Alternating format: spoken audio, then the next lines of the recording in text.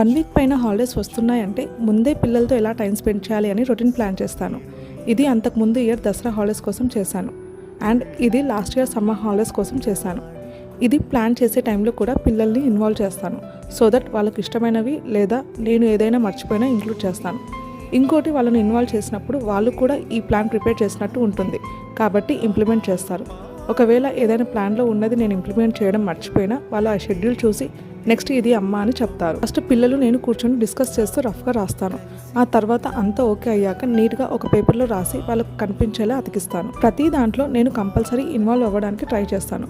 అప్పుడు వాళ్ళు ఇంకా ఇంట్రెస్టింగ్గా చేస్తారు. అండ్ ఈ షెడ్యూల్ 25 డేస్ పైన ఇంప్లిమెంట్ చేశాము. చాలా హ్యాపీగా పీస్ఫుల్గా టైం స్పెండ్ చేశాము అనిపించింది. ఇంకా లాస్ట్ ఫ్యూ డేస్ వేరే రకంగా ఎంజాయ్ చేశాము. ప్లాన్లో అన్నీ ఇంక్లూడ్ అయ్యేలా చూస్తాను. Devotion, games, hobbies, studies and discipline.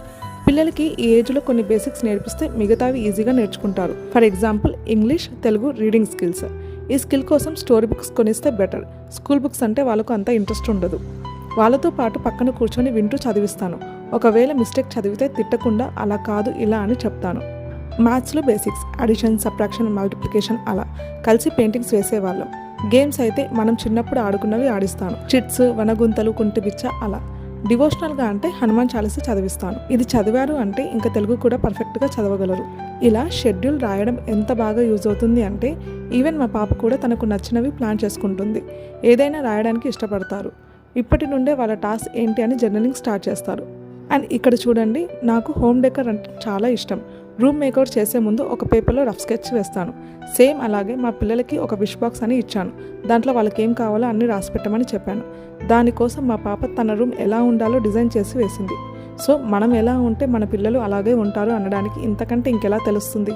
So వాళ్ళు ఎలా ఉండాలో డిసైడ్ చేసే ముందు మనం కూడా అలా ఉండడానికి ట్రై చేయాలి.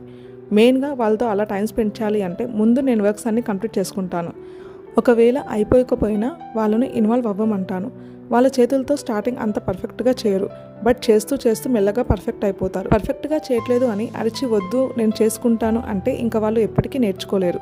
ఎనీవేస్ ఈసారి సమ్మర్ హాలిడేస్కి ఇలా ప్లాన్ చేశాను. ఎలాంటి ఆటంకం లేకుండా ఈసారి కూడా బాగా ఇంప్లిమెంట్ చేయాలి అనుకుంటున్నాను. లాస్ట్ ఇయర్ సమ్మర్ హాలిడేస్ అయితే ఇంట్లో ఉంటూనే చాలా బాగా ఎంజాయ్ చేశాము.